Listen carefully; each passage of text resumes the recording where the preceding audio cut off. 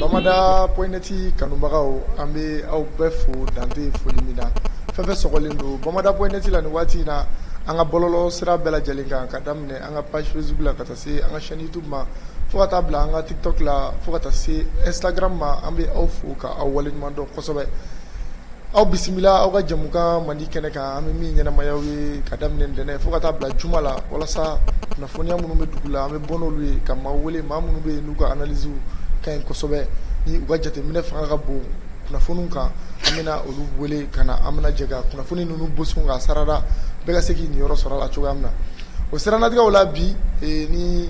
che bado be nyonfe mado ale manga présenter bli kadaka ayete me ko chamanke plateau sans fait ni abega abe jekulu do la no jekulu no toko ko yere wolo debout sur les remparts no keleke cherodo ni ale Idrissa mementa ye amina kuma di ama aga foli kan kere bla wala amna do anga babu kono Idrissa mementa assalamu alaikum. Wa alaikum salam wa rahmatullahi wa barakatuh. Bozo Mori ko bashitila flibe kumala bozo do weche me ni ko bozo Mori ibe ko gele d'accord jamana kuma wacha ibaro chama be no sa u dari me ni radio ka ni Mori afo mo gore mayano ko na baga munu ga marché uche d'accord voilà foli kan kere ne jumbi bulu ga nyeshi ala jadi kala man amma dam na yere la folo ka ifo ko sobe ka ini barega nyogon bela jeli fu foli jaram ka Allah subhanahu wa ta'ala fu mo be kan laje ani minu mina soro ujo soro fe ka lami ambu bela jeli fu ka malem be fu malikono ani malikoka jenfa antan nani bela jeli mo be ko abika wulika joke jamana nyi wala saka jamana en bod dinga kono ka bo ajugu bolo ka ke ayrete jamana dom saka hera soro la ami do oke ala ko tigi deme mo fana be na soro ale be ka barake dibila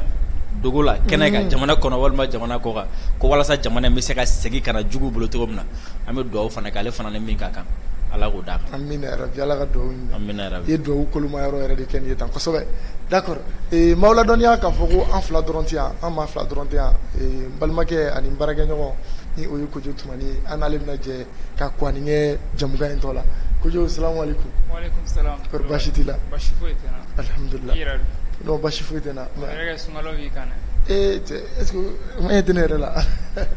d'accord foli ga kere ne jom bolo ga nyeshi ala jeli gelo ma wati me folo ke era folo foli jaranye ko sobe iga foli bole afa ko joga wala ko fu ta soro ko balisi ko fo amanga invité fana fo no ya mode ni wati na abanga plateau sans fela la e ko bozo mori ate fo ko bozo mori ka amatiki to imanga kuma na sugu do amatiki ya wala abanga transition président fo lo Hasim Goita anaka premier ministre Sokal ko kala moya wati na alaka jamana basi amina ya rabbi alaka jamana don a marabaga ɲumanw fana ko amina ya rabbi ko kɔnɔna an b'a fɔ ko an lamɛnbagaw ma kunnafoni min bɛna bɔ bi a nafa ka bon kosɛbɛ u ka partage d'accord an lajɛlikɛlaw amina an da don babu belebeleba saba la babu minnu ni kunnafoni minnu ni a olu kɛra dɔgɔkun tɛmɛnen kana se nin dɔgɔkun ma amina an da don la a kunnafoni fɔlɔ a bɛna tali kɛ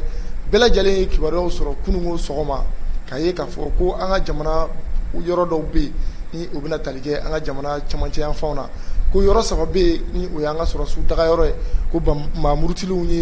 ye bamaciya wale ta k'u sɛgɛrɛ ni o ye attaque ye ni ko in bɔra kunu sɔgɔma bɛɛ lajɛlen kɔnɔ mɔna ni o yɔrɔ kofɔlenw bɛ tali kɛ Sevare ka taa se ɲɔnɔ ma fo ka taa bila Bafo la an bɛna ko minnu tɛmɛna ni attaque in kɔnɔ an bɛna an da don o la ko o walawala o tɛmɛnen kɔfɛ dɔgɔkun tɛmɛlen kunnafoniw bɔra k'a jira k'a fɔ ko armée française ka base min ɲini o bɛ gosi ko u y'o tile di an ka finitigilakaw ma n'o ye an ka faamaw ye tile fila o kɔfɛ an y'a ye k'a fɔ ko o français kelenw ko a fɔra k'olu bɔra ni ja dɔ ye ko k'a jira k'a fɔ ko dingɛba dɔ yera dingɛba min ni su de b'a kɔnɔ ni maaw de kɛn bɛ ka maa dɔw fa k'olu su kɛ o dingɛw kɔnɔ ko ni o maaw bɛ tali kɛ Wagner la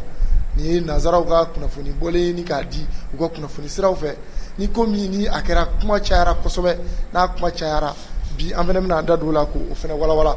o tɛmɛnen kɔfɛ dɔgɔkun tɛmɛnen alamisa don n'o bɛnna avril kalo tile 21 ma an y'a ye k'a fɔ k'an ka jamana gouvernement kuntigi ni o ye docteur Choguel Kokala Mayiga ye ale tɛmɛna CNT ɲɛkɔrɔ ni ko caman bɔra o kɔnɔ ko min ni o tɛmɛna o kɔnɔ an Dirisa Mɛmɛnta an bɛna an da don o fana la k'o walawala o la an b'a ɲini aw fɛ a ka partager kosɛbɛ ka d'a kan minnu tɛ san sɔrɔ ni juru tɛ ni aw tɛ anw tɛ sigi ka ni jamukan ninnu lawaleya o siranatigɛw la an b'a fɔ k'a ka partager a y'a partager kosɛbɛ ka d'a kan maa o maa bɛ yen ko jamana in kunnafoni sɔrɔli ko y'i haju fɔlɔfɔlɔ ye i bɛɛ lajɛlen ka se k'a sɔrɔ k'a to a dagayɔrɔ la diɲɛ fantan ani naani bɛɛ fɛ cogo min o la an bɛna don an ka baabu sanumanw kɔnɔ an bɛ tali kɛ an ka baabu fɔlɔfɔlɔ la ni o bɛ tali kɛ kununko attaques la kununko attaque ale kɛra ka daminɛ 5 heures du matin an ka jamana faamaw yɛrɛ bɔra ka mun fɔ ko a daminɛna 5 heures du matin ni o nana tali kɛ Sevare kan dɔ la ani ɲɔnɔ fo ka taa bila Bafola ni an ka finitigila ka kalandenw bɛ taa kalan olu ka dagayɔrɔ mun na ko nin murutilen ninnu wulila k'u ɲɛsin nin yɔrɔ saba kofɔlen ma an y'a ye k'a fɔ ko a ko cayara mugu cikanw bɔra la muguw bɔra la maa banataw bɔra la d'accord an bɛna kuma di Dirisa Mɛmɛnta ma ale yɛrɛ ye analyse ba min k'a kɔnɔ a ye kunnafoni min sɔrɔ a kɔnɔ a k'a da don o la k'o walawala Dirisa Mɛmɛnta yala kunun attaque min kɛra an ka jamana kɔnɔ ka ɲɛsin an ka finitigilakaw ma yala ni attaque belebele min kɛra ni ɲɔgɔnna famana ka kɛ k'a ye tile kelen kɔnɔ attaque 3 ɲɔgɔn fɛ yɔrɔ différent na an ɲɛ b'a la k'a fɔ ko nin ko in gɛlɛyara kosɛbɛ ka d'a kan ko labɛnnen don depuis yɔrɔ jan fɛ so maaw tɛ se ka wuli don na sɔgɔmada dɔrɔn ka yɔrɔ 3 minɛ dɔrɔn ka yɔrɔ 3 lajɛ ka taa attaque kɛ d'accord i yɛrɛ ka kunnafoni sɔrɔta kɛra jumɛn ye nin attaque in kan ani i ka analyse globale ye jumɛn ye nin attaque globale in kan. Merci beaucoup. D'accord. D'abord an degera fɛn dɔ la école la mɔgɔ minnu ye lettre kɛ n'a bɛ première guerre mondiale ni deuxième guerre mondiale étude kɛ u bɛ y'a fɔ fɔlɔ ko les causes lointaines ani les causes immédiates causes lointaines o ye fɛn minnu kɛra ni olu nana bangaya la sisan cause immédiate o ye mun y'a wuli sisan an b'a daminɛ cause lointaines na cause lointaines o ye jumɛn o ye an filɛ nin ye waati min na sisan Faransi ka barikani tagalen kɔfɛ Takuba ye a ka minɛnw cɛli daminɛ o fana minɛnw cɛli kɔfɛ kɔsa in na fɛn min EUT min olu fana y'a fɔ k'olu bɛna taga ka bɔ yan donc c'est comme si européens tubabu ka sɔrɔdasi fɛn fɛn bɛ yan olu bɛɛ bɛ ka taa ka bɔ an ka jamana kan nin waati in na alors que olu y'a yɛrɛ diɲɛ bɛɛ la ko Mali tɛ se a yɛrɛ kɔrɔ Mali sɔrɔdasiw tɛ se Mali kɔrɔ Maliyɛnw tɛ se u yɛrɛ kɔrɔ fo olu de ka na an assister k'an ka sɔrɔdasiw kalan ka tila ka an dɛmɛ kɛlɛ la ko ni olu tɛ fiyewu ko an tɛ se an ka jamana kɔrɔ donc a bila kunna olu bɛ ka wuli ka taga donc ni olu tagara ni foyi ma kɛ mun bɛna yira k'a fɔ ninnu tun bɛ yan nɔ u tun tɛ foyi la ja jamana in yɛrɛ bɛ se a yɛrɛ kɔrɔ donc olu ka wulili ka tagali depuis yɔrɔ jan fɛ an kan sigi n'a ye k'a fɔ ko ninnu filɛ nin ka tagali min kɛ u bɛ prétexte dɔ sɔrɔ diyagoya la ka fɛn dɔ kɔni kɛ jamana in kɔnɔ min b'a yira k'a fɔ ko depuis ninnu commencera ka taga ko i m'a ye lakanabaliya bɛ ka na jamana kɔnɔ dɔɔni parce que i m'a ye ko depuis u taara u ka kan 3 bɛ ka attaquer u ka kan 2 bɛ ka attaquer donc forcément ninnu ka tagali o nɔba bɛ a la ils sont capables a jateminɛ n'an sera gosi ma an da bɛ don a kɔnɔna la Faransi tagatɔla gosi Faransi yɛrɛ de ye a yira ko ale bɔtɔla kan kɔnɔ ani a bɔlen kɔ kan kɔnɔ k'ale continuera ka gosi kan filmer k'an ka sɔrɔsiw ka taa ni ka segin filmer ka tila ka kan yɛrɛ position bɛ filmer jusqu'à 3 kilomètres ka taga kana k'a bɛɛ filmer a ma dɔn filmeli ma ka tila k'a bila YouTube sanfɛ o kɔrɔ ye jumɛn ko jugu ni aw bɛ fɛ ka kan attaquer a bɛ se ka don nin da fɛ n'a bɛ fɛ ka kan attaquer a bɛ se ka jɔ nin yɔrɔ in na k'aw bɔ donc c'est comme si u bɛ ka appel de kɛ ka ɲɛsin jugulakaw ma k'u kana an attaquer parce que k'olu taara ni fɛn ma kɛ olu kɔfɛ a bɛ kɛ baara ye o ye cause lointaine dɔ ye a cause don jumɛn attaque kɛra kunun sini depuis vendredi an ye kibaruyaw sɔrɔ k'a fɔ ko vendredi samedi ko fɛn min ye EUTM tubabu ka formateur minnu tun bɛ Sevare ko olu ye avion ta garaba la ka boli ka bɔ awɔ mɔgɔw y'a sɔrɔ ka confirmer ye k'a fɔ ko tiɲɛ don ko u giringirinna ka bɔ u giringirinna ka bɔ ala ma tɛmɛ an ma 24 heures sɔrɔ attaque kɛra donc an m'a yɛrɛ ɲininka ninnu tun bɛ ko dɔ de kalama wa ninnu sen bɛ ko dɔ la wa ou bien u ye ko dɔ de planifié ka bɔ wa parce que an ye kunnafoniyaw fana sɔrɔ k'a fɔ ko attaque in senfɛ minnu tiɲɛnikɛla minnu bɛ yen nɔ ni olu sɔrɔla ko in na ni olu tora ko in na an y'a kunnafoniyaw sɔrɔ k'a fɔ ko camp plan yera mɔgɔw kun la ye o tiɲɛnikɛla ninnu na olu ye camp plan sɔrɔ cogo di an dun y'a ye k'a fɔ dɔ bolila ka bɔ joona e y'a jateminɛ aw bɛ ye san joli jɛ a ko k'aw bɛna taga mais don kelen n'a da kelen dɔrɔn ka fa kari aw yɛrɛ la k'a fɔ ko aw bɛ taga san et puis u tagalen dɔrɔn attaque kɛra donc ça veut dire que u bɛ fɛn kalama la soit u bɛ complicité la ou bien u b'a dɔn k'a fɔ ko dɔ bɛna kɛ u taara ou bien u tagalen u ye a provoqué ka cordon ni fɛnw di mɔgɔ ma pour que an ka mɔgɔ bɛ se ka attaquer cogo min na maintenant n'a ye a ta ka bɔ olu ka fanfɛ ka na tiɲɛnikɛla ninnu yɛrɛ ka fanfɛla fɛ n'an y'a o fana analyse kɛ i b'a ye n'i ye forme ta ka fɛnw ta forme ye jumɛn o ye attaque kɛra cogo min na o bɛ mun fɔ attaque in yɛrɛ kɛra les faits an tila ka na o fana maintenant attaque in kɛcogo n'i y'a jateminɛ o ye forme min utilisé o ye jumɛn kamikaze suivi de commando kamikaze o ye jumɛn ka maramafɛn cɛjugu mugujugu ka a don bolimafɛn dɔ la ka o bila ka na donc n'o nana n'o cira sisan nɔ o bɛ aw désorganiser o bɛ aw yɛrɛkɛ quoi o b'aw yɛrɛkɛ mɔgɔ bɛ boli ka taa yen fɛ yɔrɔ bɛ kari o la mɔgɔ kɛtɔla k'u yɛrɛ ɲini o b'a sɔrɔ tireur dogolenw bɛ yen nɔ olu bɛ sɔrɔ ka tiri kɛ mɔgɔw kan mais i b'a jateminɛ kɛlɛ o kɛlɛ n'a sera kamikaze ma o b'a yɛrɛ k'a fɔ ko min bɛ ka kamikaze kɛ a bi a ka waati labanw na quoi c'est-à-dire a bi a ka dɛsɛ labanw na quoi a jateminɛ deuxième guerre mondiale la japonais b'u don kamikaze la waati min na o y'a sɔrɔ moyen wɛrɛ tun tɛ yen bilen i m'a faamu wa donc u donna kamikaze la c'est-à-dire cette fois-ci an bi sa mais an salen kɔfɛ pour que a ka se ka fɛn dɔ ɲɛ ninnu kana bɔ parce que ils ont vu que kɛlɛ sera u ma a sera niveau min na donc c'est-à-dire u dɛsɛra donc n'i ye ninnu fana donné kamikaze kɔnɔ waati o waati opération kamikaze kɔnɔ waati o b'a yɛrɛ k'a fɔ ko cette fois-ci u tɛ se ka jamaba ta ka taa kan attaquer ka se a la tuguni u tɛ se ka donc u fanga bɛ ka fɛgɛya non seulement u fanga bɛ fɛ ka fɛgɛya et puis u bɛ fɛ fana ka a yira k'a fɔ k'u bɛ yan ka se ka dégâts ba dɔ kɛ ka dégâts ba dɔ kɛ dégâts min ni diɲɛ bɛɛ b'a kalama hali n'u ma se ka olu yɛrɛ ma hali ni mɔgɔ caman ma taa n'u sera ka mɔgɔ hakɛ min sɔrɔ u ka taa u ka dégâts ba dɔ kɛ comme ça n'o dégâts ba dɔ kɛra a kuma bɛ fɔ donc imaginez ka mobile fa explosif la k'a don kan kɔnɔna la n'a explosera a tiɲɛni bɛ bonya kojugu surtout kan min bɛna fɔ Sévaré de bɛna fɔ ligne an ka front fila ni ɲɔgɔn cɛ nord ni sud ni ɲɔgɔn cɛ donc Sévaré de bɛna fɔ ligne et puis kan min fana don kan belebeleba fana don quoi i m'a faamu donc n'u sera ka fɛn dɔ kɛ yen a bɛ kɛ spectacle ye a mankan bɛ bonya a tɔgɔ bɛ bonya donc mɔgɔw b'a fɔ parce que après u tilala ka revendication min kɛ ni i y'a lamɛn u bɛ mun fɔ u ye Assimi cité alors que c'est rare n bɛ se ka nin y'a siɲɛ fɔlɔ yɛrɛ ye u k'a kɛ pourquoi u ma Faransi cité mais u ye Assimi de cité ça veut dire c'est Assimi qui est puissant maintenant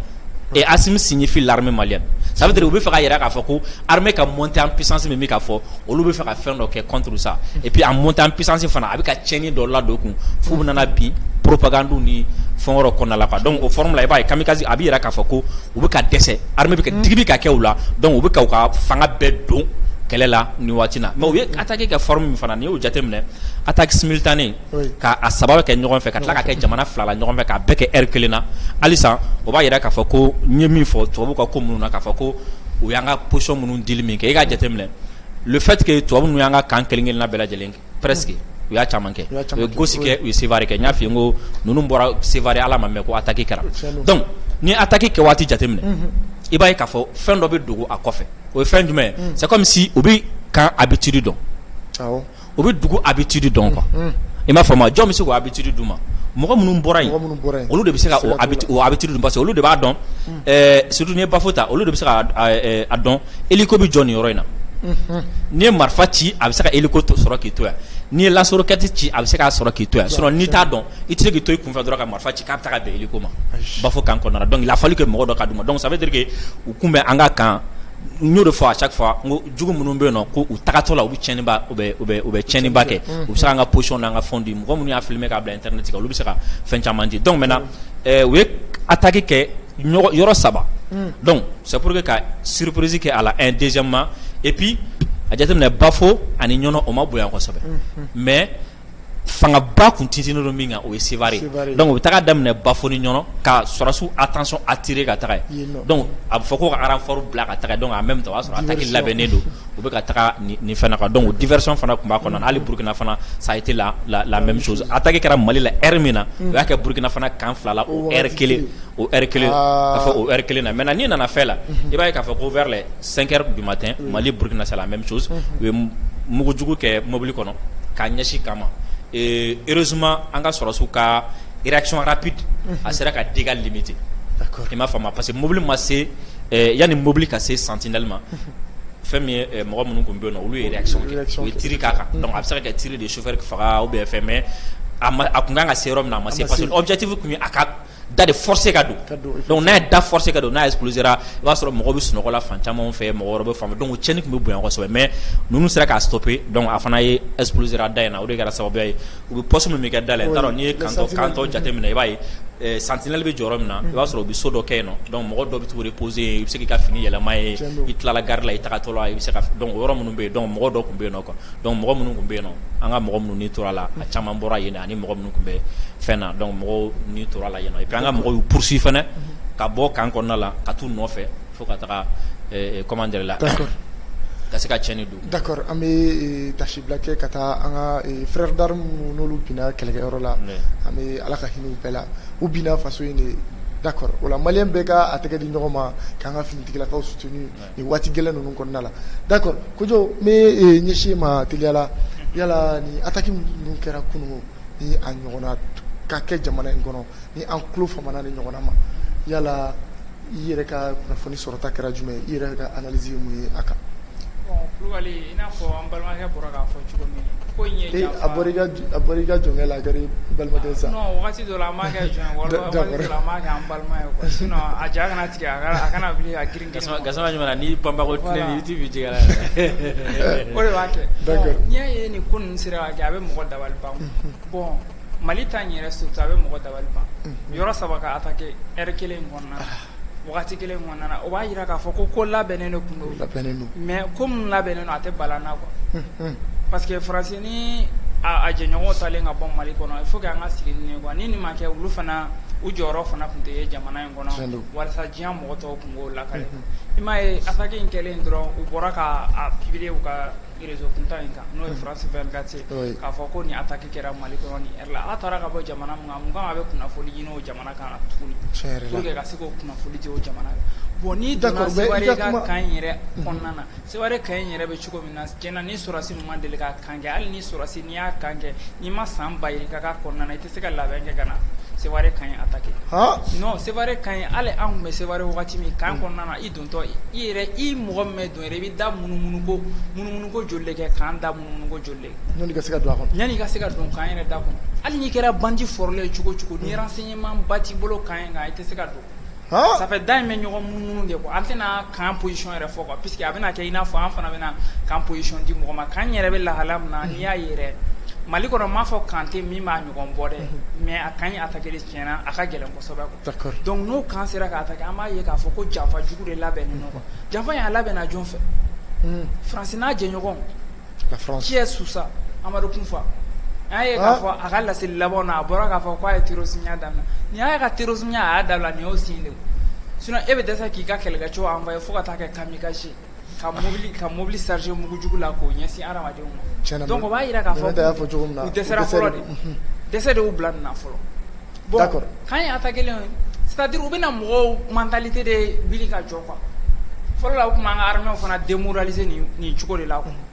fɔlɔ tun bɛ kamikaze kelen de kɛ ka don armɛw la k'u démoraliser k'a bila k'a yir'u la k'a fɔ ko fangaba t'u la e bɛna ye e ye mɔgɔ 3 dɔrɔn faga k'a sɔrɔ e ka mɔgɔ 20 ka olu sara kɔnɔna na i tɛ se k'o faamu cogoya si la donc finalement a b'i décourager quoi mais armée bɛ yɔrɔ min na nin wagati na o moral ka ɲi quoi i ma o sera ka situation stopper en même temps mɔgɔ min fatura a ma kɛ mɔgɔba ye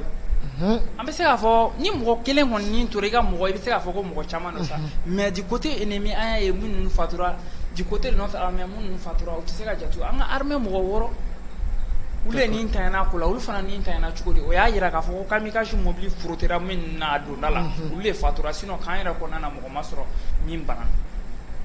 donc o b'u ka recruter fɔ wa u ma armée u ma fɛn banbagaci wale mɔgɔ ninnu to yen dɔrɔn u y'u poursuivre ka bɔ kan kɔnɔ i n'a fɔ a y'a fɔ cogo min ka sin k'u mɔgɔ 11 ni bɔnna yɔrɔnin kelen o yɔrɔ bɛɛ la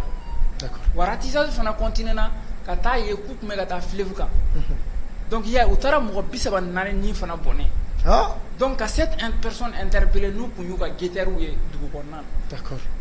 Donc on va yira k'a fɔ Mali armée tiɲɛna ils ont vraiment riposté mɔgɔw kana u jatigɛ k'a fɔ ko wayi ko hélico kelen tiɲɛna. Mais an y'u ka mɔgɔ joli faga u ka minɛn joli an sera ka récupérer. C'est ça qui fait notre fierté. Burkina kan attaqué le u ma taa ni Burkina blindé 5 bɛɛ ya. U taara ni blindé 5 bɛɛ. Bon hali Burkina bɛɛ on ne sait pas des informations fiables. Est-ce que vous serez capable de voir le mot qui est bonanina? Point d'interrogation. Ou sur la simine naturelle, c'est plus de 9 soldats. Mouatan nous sera capable de faire tout ce qui est. Ou taranouga quand sera libéré sur la souffle, mouillé sur la souffle, gang about quand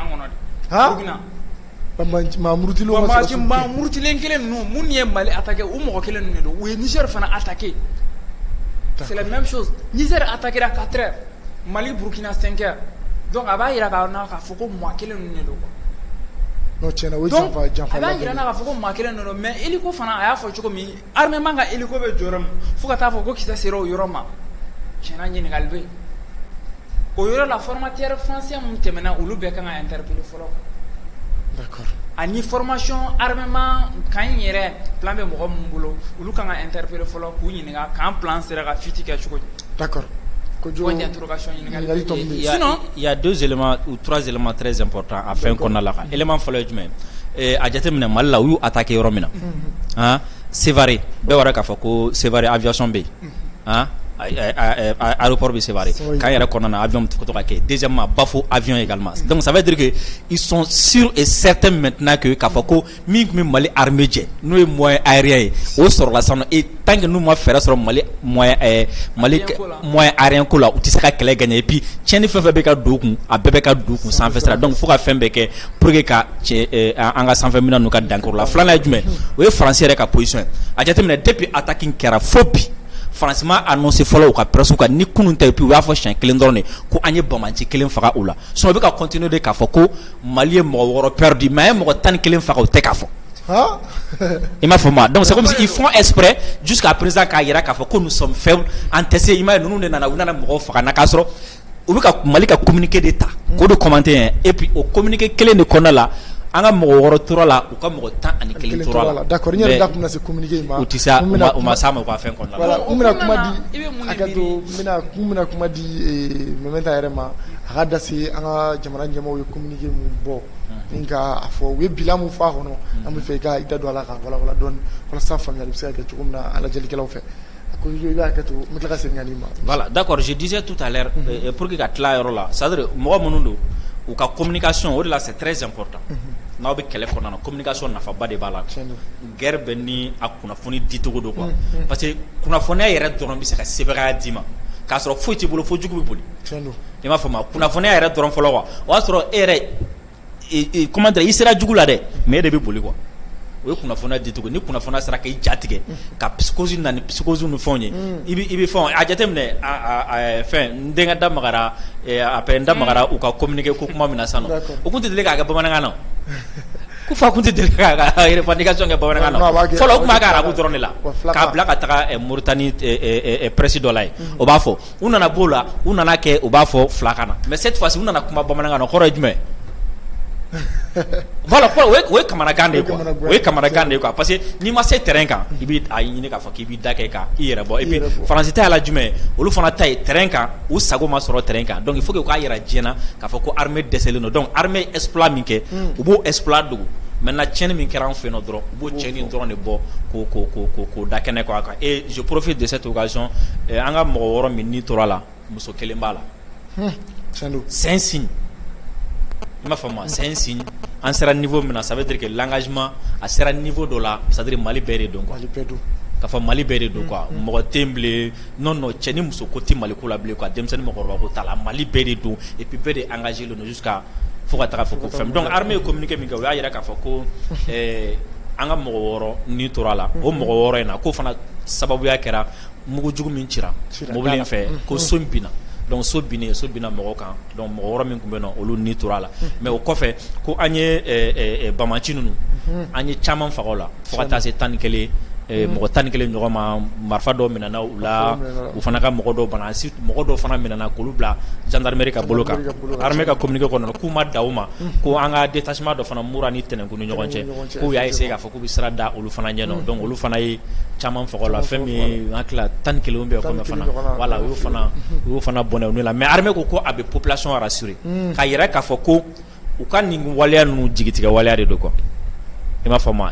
jigitigɛ waleya de y'a to u bɛ ka bila na parce que u bɛ ka dɛsɛ se bɛ ka kɛ u la terrain kan quoi donc maintenant ni se bɛ ka k'i la terrain kan n delila k'a fɔ yan nɔ ko an b'a fɔ ko la meilleure façon de faire de se défendre là c'est attaquer se bɛ ka taga kɛ u ma f'u ka siyɔrɔ la k'u ka base ci se bɛ ka taga kɛ u ma f'u ka siyɔrɔ la k'u minɛ i y'a jateminɛ Mura se taara kɛ u ma u ka siyɔrɔ de la f'u ka ɲɛmɔgɔ farali ɲɔgɔn k'u minɛ donc ça mun de bɛ yen nɔ sisan soit u b'olu k'u jɔ se o se b'u ye u b'a bɛɛ don kɛlɛ na u bɛ na wali u ka faga ou bien u bɛ to yen nɔ u bɛ taga faga siɲɛ kelen e ka jateminɛ attaque min kɛra attaque 3 min kɛra ɲɔgɔn fɛ est ce que u y'a dabɔ ka gagner de non u ma dabɔ ka gagner o nombre min nana o t'u permettre ka gagner u nana yɔrɔ minnu fana attaquer u b'a dɔn u tɛna ka se ka o yɔrɔ in fana minɛ ka taga mais u bɛ mun nɔfɛ maximum de dégâts u ka se k'o kɛ walasa a kuma ka fɔ quoi i m'a faamu donc o de la mɔgɔw kan ka u kɔlɔsi kosɛbɛ kunnafoniya dicogo la u kana na fɛn siran don mɔgɔ hakili la ani n bɛ k'a fɔ n ko communication na en temps de guerre mɔgɔw kan ka dɔn parce que bibi na faransi journalistes n'u bɛ communiquer u bɛ communiquer faransi de u tɛ communiquer ka tiɲɛ fɔ dɛ u tɛ communiquer ka mɔgɔ kunnafoni dɛ u bɛ communiquer ka jamana de dɛmɛ ani ka jamana ka position dɛmɛ quoi donc fɛn o fɛn tɛ taa jamana ka position na u tɛ sɔn k'o fɔ a jateminɛ l'autre jour la u ka min bɛ t'i sigi France 24 kan k'a bɛ kuma ale ye journaliste de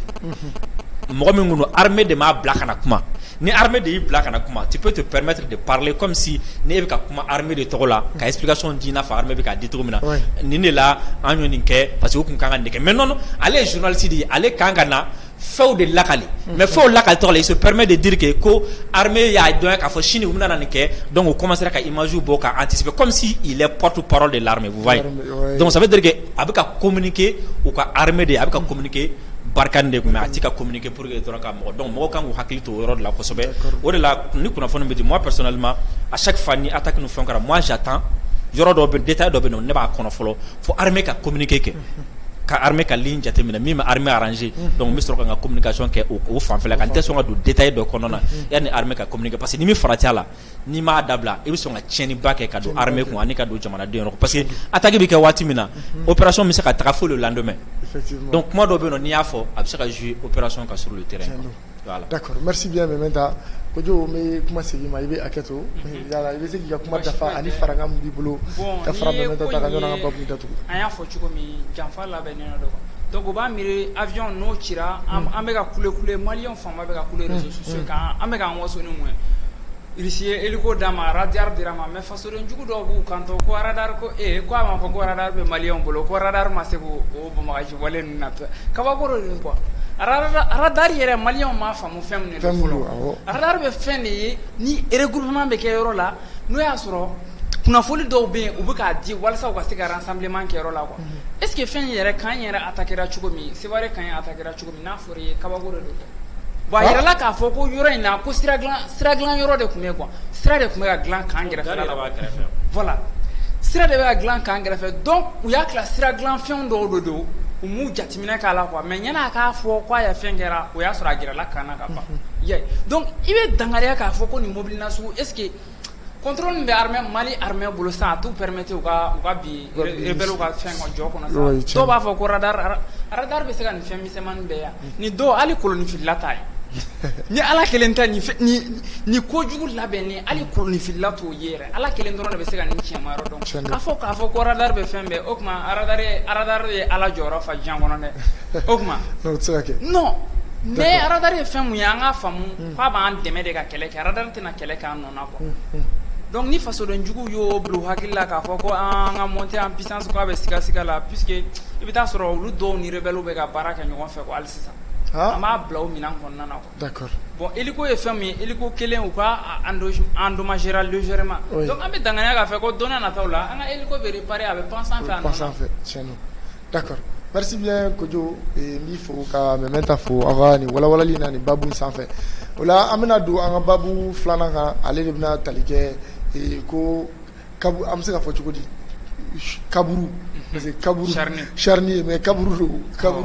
commun ni jama caman fara ni ka o do kɔnɔ ni o charnier mun yera gosi kan kɛrɛfɛ ni o kɛra faransi tagali tile damadɔ dɔrɔn u kɛlen ka kan base di an ka faamaw ma wa u bɔtɔ kan kɔnɔ ko u ka commandant ye kuma dɔ fɔ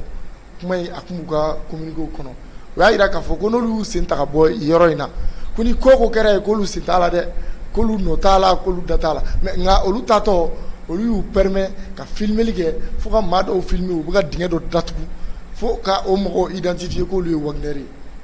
yala mɛmɛ tan n bɛ kuma d'i ma yala est ce que faransi tɛ fɛ ka dankari anw ni Russie ka bolodi ɲɔgɔnya mun ni o bɛ an ka jamana kɔnɔ ni nkalon vous savez diinɛ la n t'a dɔn hadisa de do bɛ jumɛn de do c'est à dire kalanikɛlaba nkalontigɛla do kana taa ɲini yɔrɔ jan mɔgɔ mɔgɔ ka baara ye kalaniba ye ka baara yɛrɛ ɲɛfɔba ye kana sika siga la nkalontigɛla dɔrɔn de do quoi sinon a ma se yɛrɛ ɲɛfɔla quoi i b'a to mɔgɔ de bɛ n'i ɲininka karisa mun kɛra ou bien mɔgɔ de bɛ n'i jalaki i bɛ sɔrɔ ka i yɛrɛ ɲɛfɔ mais i ma jalaki fɔlɔ e bɛ ka commencer k'i yɛrɛ ɲɛfɔ ça veut dire que i yɛrɛ b'a dɔn i ye tiɲɛni dɔ kɛ fɔlɔ i m'a faamu yan'o cɛ c'est à dire radar ko in c'est vrai mɔgɔw ye armement ninnu natɔla mɔgɔw ye radar ɲɛfɔ i m'a faamu bon i kɛtɔla ka fɛn ɲɛfɔ juste pour que mɔgɔ k'a dɔn k'a fɔ ko nafa b'a la dɔrɔn mɔgɔ ye commentaire dɔ fɔ ka fara kan donc voilà donc dɔw bɛ k'a ta k'a fɔ ko minnu m'o kɛ mɔgɔ la radar nafa jumɛn radar bɛna sigi de sisan k'a dɔn fɛn minnu bɛ tɛmɛ a bɛ se ka kɛ mobile minnu bɛna tɛmɛ avion minnu bɛna tɛmɛ fɛn minnu bɛna tɛmɛ mais a jateminɛ kayi ni gare de bɛ ɲɔgɔn kayi ni gare man jan ɲɔgɔn na quoi donc mobile bɛna jɔ gare kɔnɔna na radar bɛn'o bɛɛ de ta kelen kelen ou bien bɛn'o bɛɛ fiyɛ non ce n'est pas comme ça radar nafa de b'a la a bɛ baara kɛ waati dɔw de la quoi donc juste pour que mɔgɔw ka dɔn k'a fɔ ko o ti fɛn maintenant n'i ye gosi ta in jateminɛ le 17 information bɔra ko Barkani taara bagangɛnna dɔ mɔgɔ 6 bagangɛnnaw minɛ o kɛra le 17 o information kɔfɛ Barkani yɛrɛ communiqué kɛ k'a fɔ k'u bɛ k'a fɔ k'ale mɔgɔ faga k'ale ma mɔgɔ faga dɛ ko tiɲɛ don k'ale taara don dugu dɔ la k'o ka mɔgɔw minɛ ko mais k'ale y'u bila u taara min hali sini ɲɛ ma da olu kan awɔ donc su yɛrɛ hali sini ɲɛ ma da olu kan o kɛra le 17 n'a fɔra ko le 19 aw ye kan di Mali ma le 19 kana 20 aw ye kan di Mali ma o kan fana ditɔ la aw ko bon ko aw taatɔla filɛ ni fɛn min kɛra aw sen t'a la donc kɔrɔ aw yɛrɛ dalen b'a la cɔ aw ye fɛn dɔ kɛ aw dalen b'a la cɔ fɛn dɔ bɛna ye aw nɔ la et puis u ma tila ka d'aw ma u tagalen tuguni u tila ka to ka Mali ka an espionner quoi k'a lajɛ olu ye su minnu don yɔrɔ min na n'a bɛna ye quoi i m'a faamu o de ye espionnage kun ye sinon u ye Tombouctou di i y'a mɛn fɔlɔ k'u ye comment dirais la k'u ye o Tombouctou kan dili ko armée bɛ taa ni ka segin ma k'u y'a filmer k'a vidéo filɛ i y'a mɛn u ye kidali di u y'a kɛ mais n'u ye k'a kɛ gosi c'est que u jɔrɔlen do kun do an ka taga ninnu lajɛ sanfɛla fɛ joona an ye su minnu don n'u bɔra kalama dɔrɔn an ka girin ka taga image cari et puis u y'o de kɛ u ko armée taara dɔrɔn heure damadɔni kɔfɛ u bɛ girin ka bɔ ni exaction ko kuma ye ko Russie taara k'olu ye exaction kɛ Mali dun taara fo ka taga fɔ ninnu ye kuma daminɛ e de la ka jɔn bɔlen ka revendiquer Mali sɔrɔdasiw ou bien ko Russie sɔrɔdasiw taara bin ale kan i y'a mɛn u bɛ exaction kɛ jinɛw la u b'a kɛ jinɛw la aw taara yɔrɔ min na aw taara sufɛ dugu jɛra su yɛrɛ aw bɛ u y'o exaction kɛ sogo de la fɔlɔ yan'u ka se non Faransi de don premièrement Faransi ye exaction kɛ parce que ale yɛrɛ de y'a fɔ k'olu ye mɔgɔw minɛ 17 a ye mɔgɔ minnu minɛ 17 olu su ma ye hali sini u yɔrɔ ma ye donc ça veut dire que a ye minnu minɛ 17 ale de y'u faga et puis a kɛra waati de la waati min ni élection tɔ ye tile kelen et ensuite a kɛra waati de la waati min na ni olu yɛrɛ taara fo Nations Unies na ko ka enquête dayɛlɛ Mali kɔnɔ ko Mali bi ka taa bin mɔgɔ dɔ kan donc n'a dɔnna k'a fɔ k'olu fana binna mɔgɔw kan c'est très grave donc o b'a yira k'a fɔ ko armée min b'olu bolo a ka baara ye tiɲɛni de ye u bɛ k'a fɔ k'u bɛna Russie ni tɔgɔ tiɲɛni min ye ou bien ko Mali sɔrɔdasiw tɔgɔ tiɲɛni min ye ko a bɛna kɛ olu de ye et puis imaginez Français sisan drone bɛ Français bolo drone min bɛ se k'i to sanfɛla fɛ k'a dɔn ko sɔrɔdasikɛ min filɛ duguma ko Russie don o fɔrɔlen don dɛ o drone b'u bolo u m'o de kɛ yan ka taga image dɔ ta ka n'a yɛrɛ et puis a image yɛrɛ fulela don hali t'a dɔn mɔgɔ min don voilà fo ninnu ye Russie ye et puis fo b'a tila ka tɔgɔ da la ko ninnu ye Wagner ye an dun ye image minnu sɔrɔ image minnu dafalen don a image a yira k'a fɔ parce que depuis an ka mɔgɔw tagalen u ka nin kuma ninnu y'an ka mɔgɔw siga quoi parce que mɔgɔ n'i bɛ ko dɔn mɔgɔ kɛtɔla ka yɔrɔ di ma ko ne taatɔla filɛ nin ko ni fɛn fɛn bɔra nɔ ne nɔ t'a la e yɛrɛ kan ka dɔn ko ko dɔ kɔni kan ka sɔrɔ yan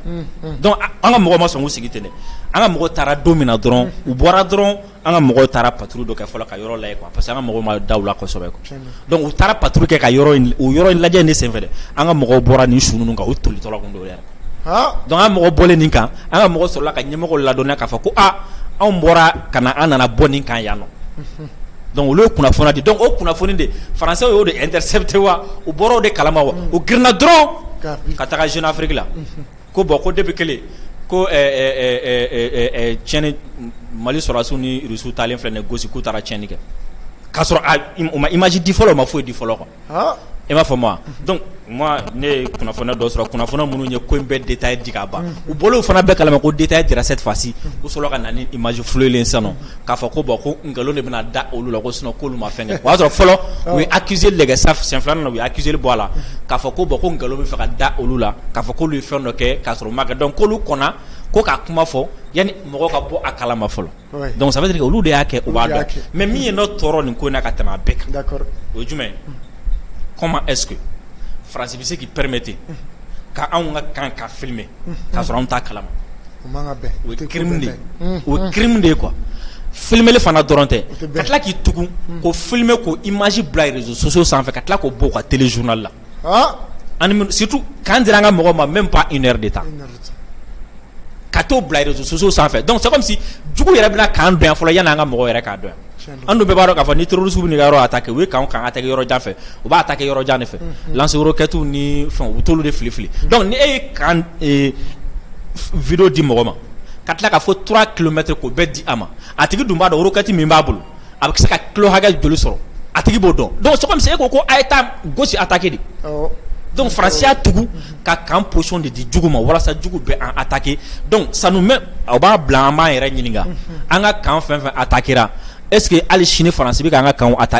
espionner ou bien a tugu espionner an ka kan fɛn fɛn attaquera o b'an bila k'a fɔ fana ko France kun ɲɛ b'a la olu de tun bɛ k'an ka kan position ta k'a di jugu ma parce que attaque dɔw kɛra n t'a dɔn yɔrɔ jumɛn don Mondoro attaque la mais c'était incroyable terroristes kun bɛ ka tir kɛ avec tellement de précision o roquette fili ka na kan kɔnɔ a t'a jɛ quoi o bɛ kɛ cogo di ni position t'a bolo position bɛ sɔrɔ jɔn bolo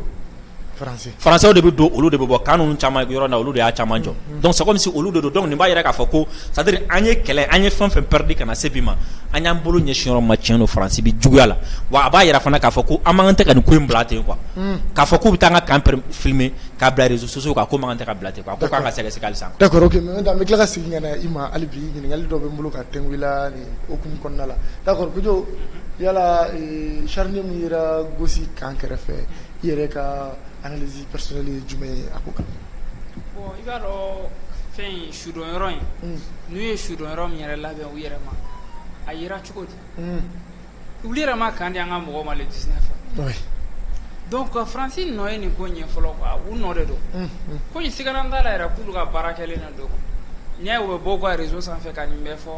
u b'a miiri ko interpellation bɛ na u ma wa a bɛ na u ma don n'a nataw la puisque u ma bɔ k'a fɔ ko yɔrɔ min attaque kɛra mura attaque in kɛra ko wayi ko enquête kan ka dayɛlɛ donc ni kan yɛrɛ ko fana na enquête bɛɛ kan ka jɛ ka dayɛlɛ ɲɔgɔn fɛ quoi je pense voilà kan a dir'u ma le 19 le 20 u ma su ɲɛ o yɔrɔ la bon su yelen kɔfɛ an ka mɔgɔw ye interpellation da chefw ma ko a ko bɛ kɛ cogo di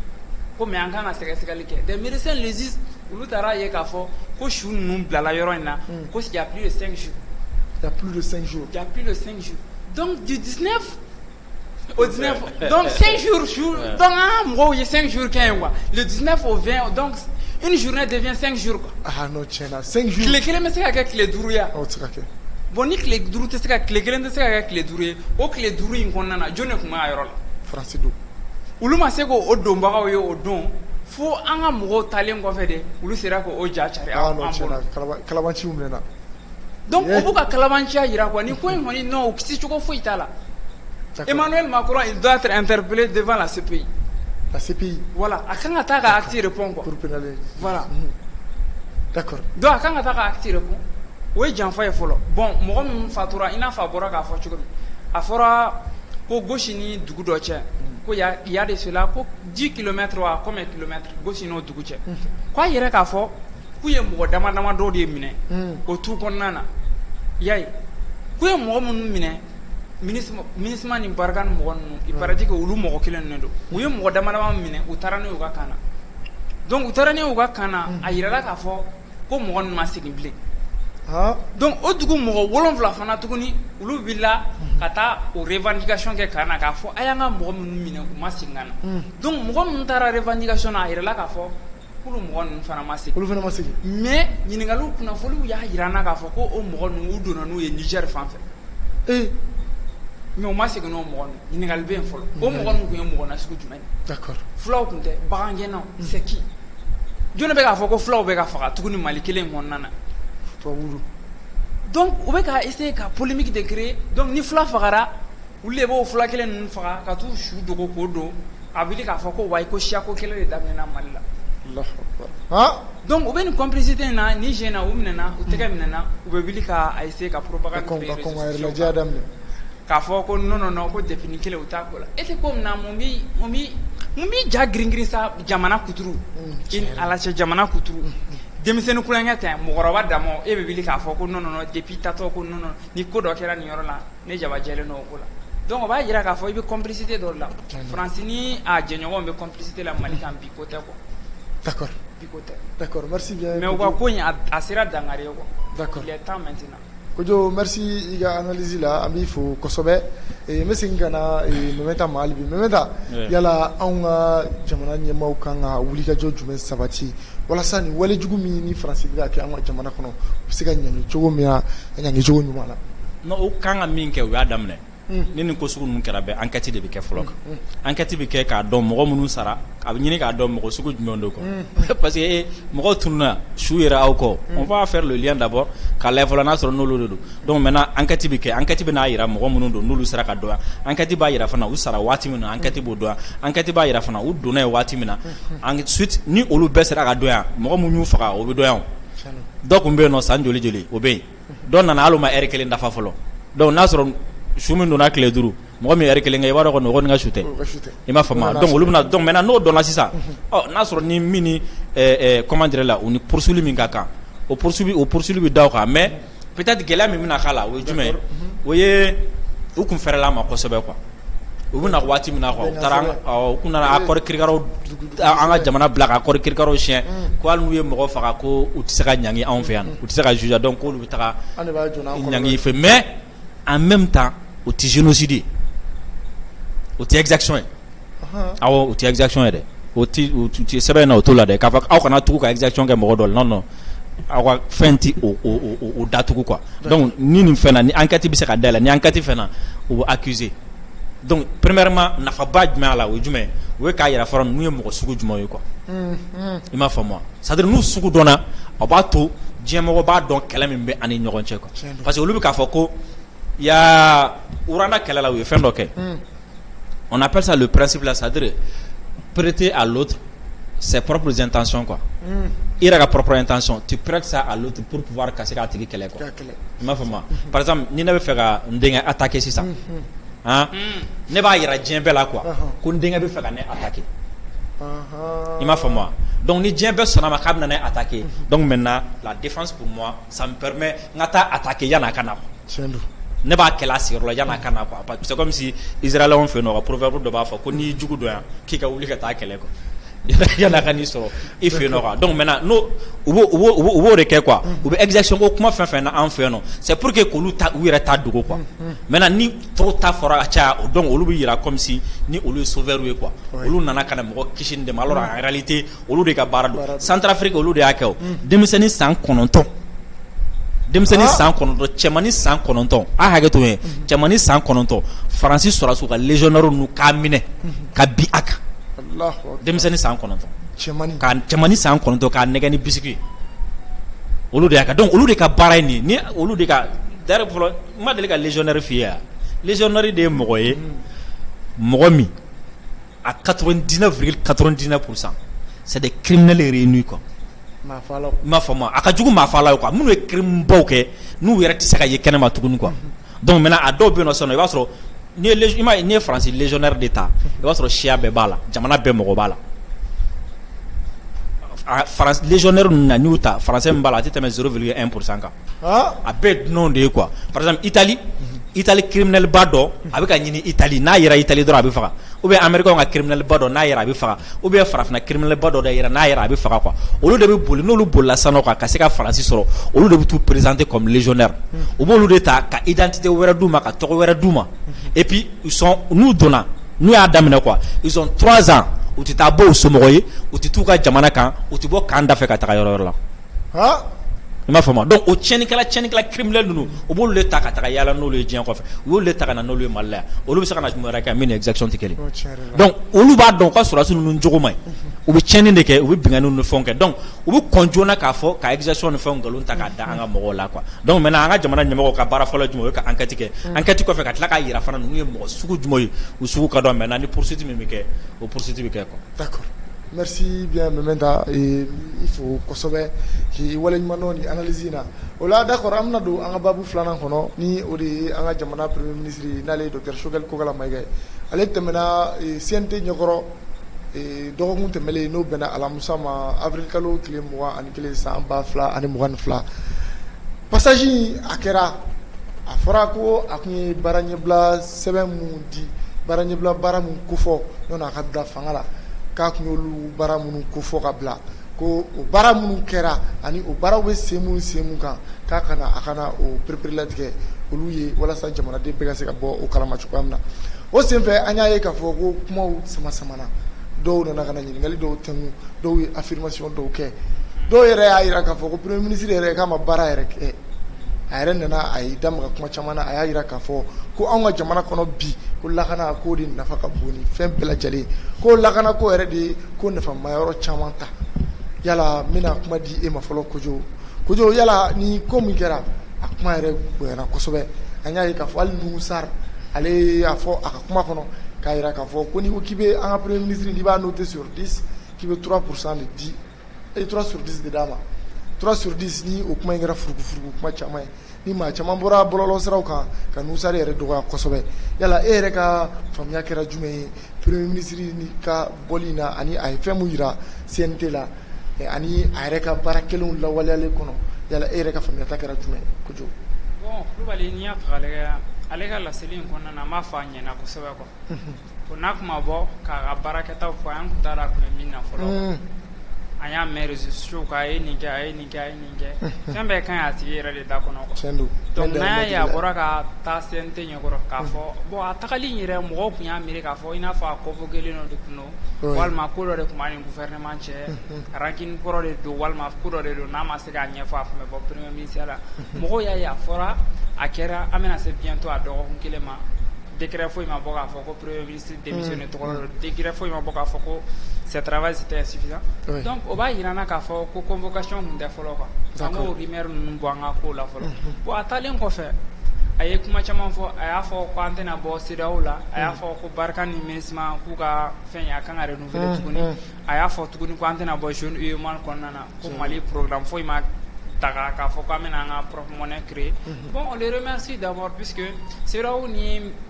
UEMOA zone UEMOA an tɛ girin ka bɔ a la ten puisque an ma girin ka don a la don kelen ten fɔlɔ quoi faut que an ka taa ni kow ye dɔɔni de fɔlɔ quoi mɔgɔw ma fɛn min faamu i tɛ se ka girin k'i ka propre monnaie créer ten i kun fɛ k'a fɔ ko dɛmɛ siraw ka ci i bolo dɛmɛ sira jumɛn ka ca an bolo sa an bɛ ka an yɛrɛ nɛgɛn fɔlɔ de quoi dɛmɛ sira bolow de bɔbɔlen don ka d'an ma fɔlɔ an ni mɔgɔ si bolo ma don ɲɔgɔn bolo k'a fɔ ko an bɛ 100% na quoi an ni bɛɛ bolo bɛ ɲɔgɔn bolo presque à 80% à 60% à 50%. Donc ani mɔgɔ si bolo tɛ ɲɔgɔn partenaire foyi bolo tɛ ɲɔgɔn bolo ni waati na 100%. An ka yɛrɛ nɛgɛ ko ninnu dabila an ka ɲɛsin baara ma fɔlɔ voilà zone CEDEAO ni zone UEMOA an tɛ se ka bɔ a kɔnɔ ten bon n'i donna a ka ko in a sera a ka laseliw la a sera k'a fɔ k'a ye 30% kɛ a ka baara la donc an b'a danganiya k'a fɔ ko hali sisan 70% in o bɛ min de fɔlɔ donc o b'a jira n na k'a fɔ ko baara in tilankɛ ma kɛ wa an ka CNT ɲɛmaa n'o ye Nuhu Sar ye Malick Diaw o de ye ɲɛmaa ye ayi an ka CNT wasaden bolo dɔ n'o ye Nuhu Sar ye voilà donc ale bɔra ka laseliw kɛ k'a fɔ ko n'ale kan ka fɛn Choguel noté quoi, bah noté 3 sur 10. Toi qui as affirmé qu'il y a 30%, donc quoi, il y a 3 sur 10, qui est 3 sur 10, ça fait combien? Ça fait 0,3, si tu le multiplies par 100, ça fait 30%.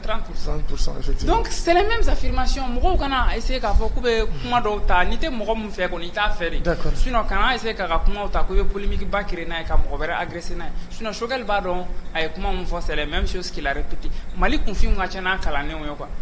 Okama name kuma fanga to dungana ukausa nangata nazara kanota puisque an chama kalane no mais an ma kuma ante ko nu fam gagné témoin d'accord donc o fam o gele ababe mali ko nana wa bora ka fa rapport mu fo chena e mu fo ama danganya ka ko abe wasabo quoi puisque am mago be munna ni wakati na jamana da kuma ko la o sécurité folo ko ni sécurité boran jo ba ni re bekele ngofe ni re be nyininga mu na re parce que dem blon ni re ko nana jo sora ka fo ko nga problème santé. Est-ce qu'il y a un mot sur là, mouillot fond? Il y a un point d'interrogation. Est-ce qu'il y a un mot sur là, il y a la fin Beladji en direct oui. Sur l'ORTM. Oui. Si est-ce qu'il y a un mot sur là, il y a un problème d'éducation, moi j'ai insisté au camp. Cela veut dire que Jamana n'a pas de job, mais il a fait quoi. Sécurité, oui. L'insécurité n'a pas l'éducation. L'insécurité, c'est dû à quoi? C'est dû à une mauvaise éducation. Il y a Jamana dembi arme ta Jamana quoi fait. Ama marakanya de folo.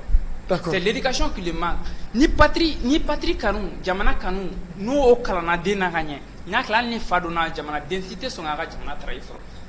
Le problème qu'on a ici, c'est deux problèmes. L'éducation d'abord, la santé. Kenya.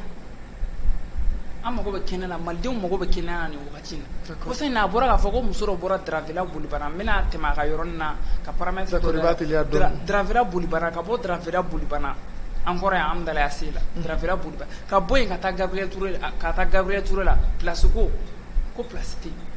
un pays comme ça une femme enceinte ana din o fatura ala ka hinola. D'accord. Donc au sera la tigala ka bo kojo akato iga kuma la tigete et je vais me profiter iga ni kuma fait ka kuma do fene fo santé ko yoro la. Bon, il faudra que nous soyons cas aussi ça. Mais moi personnellement, oui. Un jour 7h du matin, nous voulons la bosse nous ni kono dimini. C'est ce rêve mener créfé. C'est venu corroyer. Oui. Ah, Sibiri Bougoula. Ne tara depuis 8h. Ne paye c'est ce rêve là. Faut 15 heures de premier soin sera qu'elle là dans le bas en fait. Nous kono prendre 10 heures on a ça. Voilà bien ici. Allez ici, il y a beaucoup de voilà. Imagine une femme enceinte, Kabo Gabriel Touré la placement sur une femme enceinte, présidentielle. Non, tiens, aïe, le droit congé à la femme. Tiens, là, Gabriel Touré. On santé ko Kenya ko on a insisté beaucoup sur ça. Là, mais basi ne fait un beffo sur la soubeta qu'elle est là, nous quoi Kenya. Sur la soubeta qu'elle est là, nous de armes manipulées chocolat, qu'il faut ça, il faut l'éducation. Donc, on a famba bareko mali famba bekanga do sécurité ko la oui la sécurité mais l'éducation et la santé. D'accord, au fam na ko sobe et ambi fo ko to iga ni analyse dile na. D'accord, iga kuma la i kenya ko mfo na faka bon ko sobe. Il faut vraiment que anga nyama ka kenya ko inta bala. D'accord, ani mementa ka sigi labana ya no premier ministre ga CNT takako akume sena. Mais akum wati de kuma se. Mementa ya irana o sigi kono ka foko ni weleli ni akata ni ngata chronogramme kura ni ugata barakeni oye ko oye kibara dumay anwe kadaka o maliki jaw ya wele ko ba irade kantina communauté internationale ma kono blé atena sidaw ma kono blé ka anga ko décider ko amna barakeni en reka ak ferawe ani en reka wati dile ani anga jatemno konnala d'accord mais même kuma sigi ma alibi premier ministre temena anyaye ka fo kuma chama bora kono na yoro furugu ma yoro kera muye anyaye ka fo ma do dia ira ka fo ko kuma do fora premier ministre ma kenen kono ko kuma manye kenen ni ala amena boli nous sarka kuma ka ni ale ko kalibe premier ministre na ba a noter 3 sur 10 ni o ko reke me furugu po chama e bololo sra chama ga ma do biga nenu ke do buga kuma che jugu ta ka sekere yala ereka jete minekera e muni ni ko impela weleli ko damne fukata se abdalima. D'abord, anga silamɛya kalifa nanna Seydina Ali aw ko mɔgɔ fila bɛ yen olu kisili ma nɔgɔn quoi. Ouais, ne même pas dire k'a fɔ ko ti kisi quoi. Mɔgɔ min bɛna kɛ ale fɛ fo k'a dama tɛmɛ ani mɔgɔ min bɛna kɛ ɲɛ ti fɛ ka da i kan olu fila kisi man di quoi. Parce que vous savez voilà n tɛna détail yɛrɛ peut-être minnu bɛ k'a lajɛ olu yɛrɛ b'a détail k'a ɲɛɲini u yɛrɛ quoi i m'a faamu. C'est-à-dire Choguel ka CNT ta a jateminɛ a bannen mankan 2 de tun bɛ yen Choguel kanubaw olu ko fɛn dɔ fara Choguel ma olu bɛ k'o kɛlɛ kɛ minnu tɛ Choguel fɛ olu ko Choguel ko an tɛna bɔ ko MINUSMA tɛ taa an tɛ bɔ CEDEAO la an ka wari tɛ dilan olu y'o ta k'u nɔrɔ o la mais tagakun yɛrɛ ye min ye nafa min b'a la pan kɛra o kunna donc débat taara bila périphérie la sisan nɔ a fɛbagaw ani minnu t'a fɛ donc n'o kɛra fɛn yɛrɛ bɛ bɔ a minɛn kɔnɔ a nafa bɛɛ lajɛlen bɛ bɔ a la et puis o de kɛra sababu ye ka polémique fu créer alors que a kun dabɔra jumɛn kama a jateminɛ interrogation de tun bɛ yen i m'a faamu dɔw tun bɛ ka poivron san 1200 dɔw tun bɛ ka fɛn caman fɔ vie chère yan fɛ fɛn kirikara yan fɛ armée tɛ ka fɛn kɛ yan fɛ nin min yan fɛ nin yan fɛ c'était l'occasion nin kɛra mais nin de y'a to nin fana ma kɛ a bɛ faamu ko ministre bɛ wele a b'o de ɲɛfɔ nin kɛra mais nin fana kun kan ka kɛ mais o ma kɛ Choguel ye explication dɔ di ni minnu ye communication kɛ après n'u kun sinsin yen kan polémique fu kun tɛ kɛ a kun bɛ dɔ de fara transition ka fanga kan a kun bɛ dɔ de fara Choguel ka fanga kan mais jama in fan fila ma u basé u kan u taara u basé a ye nin fɔ voilà ne kun bɛ ka wo dɔ ɲini a ka kuma la n ye wo sɔrɔ olu nɔrɔ la kuma dɔ fɔra ma a ma diya u ye olu fana nɔrɔ alors que min y'a to dɔ ma se ka kɛ a ye dɔ fɔ o la min kɛra a ye dɔɔnin fɔ o fana la par exemple min y'a to ko ma se ka kɛ Choguel y'o fɔ a ko d'abord an bɛ jamana min kɔnɔ sa c'est très rare i ka Mali ɲɔgɔn sɔrɔ diɲɛ kɔnɔ quoi jamana min ni coronavirus kun bɛ a kan jamana min ni rébellion b'a kan jamana min ni terrorisme b'a kan jamana min ni ani puissance dɔ bɛ kɛlɛ la jamana min n'a bɛ sous région min kan a bɛ regroupement min kɔnɔ olu ka embargo fana bɛ a kan n'i ye nin bɛɛ fara ɲɔgɔn kan jamana min kan alors que plan bɛ bɔ waati min na a y'a sɔrɔ embargo t'a kan plan bɛ bɔ waati min na a y'a sɔrɔ kan 6 kun man tɛ ka datugu ko an ka sɔrɔsiw ka t'o récupérer plan bɛ bɔ waati min na a y'a sɔrɔ armée ma monter ta i m'a fɔ o ma ka nin offensive sugu ta donc ni o kɛra plan min ɲininka a bɛ dɔ falen a la wa a tɛ dɔ falen a la n'a sɔrɔ kan kun tɛ yen par exemple Faransi ka kan 6 de bɛ yen nɔ filɛ nin ka min bila a bɛɛ ye kan belebelebaw de dugu point stratégique 6 donc ni Faransi kuma taa an kun tɛna sɔrɔsi bila yen ni Faransi kuma taa an kun tɛna armement bila yen maintenant Faransi taara an bɛna obligé ka sɔrɔsi de bila yen Faransi taara an bɛna obligé ka armement de bila yen maintenant sɔrɔsi minnu bɛna bila yen olu man kan tɛ ka former de n'olu taara o tutu da duguma u bɛ da fɛn dɔ de sanfɛ marifa dɔ bɛ san ka di u ma u bɛ dumuni dɔ dun u bɛ sara dɔ fana ta donc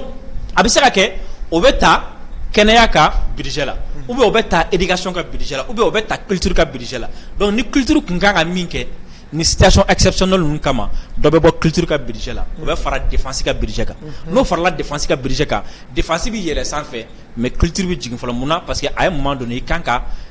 priorité dɔ de kɛ fɔlɔ a bɛ daminɛ jumɛn na i b'o ta o ye diyagoya donc n'a kan ka daminɛ min na i bɛ sɔnni fanba di o ma par exemple a jateminɛ MNLA kɛlen ka Gao ni douanes ni fɛn minnu o y'a daminɛ jumɛn na dɔgɔtɔrɔso minnu bɛ yen o y'a ci i m'a faamu donc e bɛna taga kɛnɛya bɛ sɔrɔ yen nɔ cogo di sisan fo bandi min bɛ yan nɔ a ka gɛn ka bɔ yen ni bandi gɛnna ka bɔ yen nɔ a bɛ se ka taa ekɔliso 1000 ni kɔ terroristes kɛra sababu ye k'o datugu donc ni e bɛ fɛ ka kalan sɔrɔ i bɛ mun kɛ i bɛ terroriste gɛn ka bɔ yen donc pour que ka terroriste gɛn ka bɔ yen faut que i ka sɔrɔsi former ka marifa di a ma ka minɛn d'a ma ka taa terroriste kɛlɛ donc n'o kɛra dɔ bɛ bɔ caman ka budget la waati dɔ la e yɛrɛ tɛ to k'i yɛrɛ ɲininka ko ne ko gouvernement na ministre joli b'a kɔnɔ de tiɲɛ yɛrɛ la munna parce que dɔw bɛ yen nɔ i t'olu ye yɛrɛ parce que normalement n'an kun bɛ taa normalement budget min kan ka k'u bolo o budget t'u bolo dɔw bɛ yen nɔ même pour que ka se ka bɔ ka taga dɔrɔn parce que pour que ministre ka équipe dɔ bɔ yan nɔ sisan nɔ ka bɔ Bamakɔ ka taga kɔfɛ sisan nɔ pɛrɛdiya min b'a danna de i m'a faamu donc comme gɛlɛya bɛ donc o tagali bɛ bɔ a ma sisan nɔ donc a bɛ munumunu yan nɔ alors que n'a fɔra k'a ka taa yan fɛ a bɛna obligé ka wari dɔ puiser fan dɔ fɛ donc maintenant o explication minnu dira ye sɔnni kun kan ka sigi o de kan o la maliyɛn kun b'a faamu ko vie chère mun de bɛ ka na ni a ye maliyɛn kun b'a faamu o la ko armée yɛrɛ ka monter en puissance nafa jumɛn b'a la maliyɛn yɛrɛ kun b'a faamu 30% min kɛra 70% ye mun de la o ma kɛ Nusara ye note min di n'o ye 3 sur 10 ye mun de y'a to a ma 7 dɔ in sɔrɔ ka fara a kan o yɛrɛ fana kun bɛ fɛ ka dɔ yan mais au lieu de ça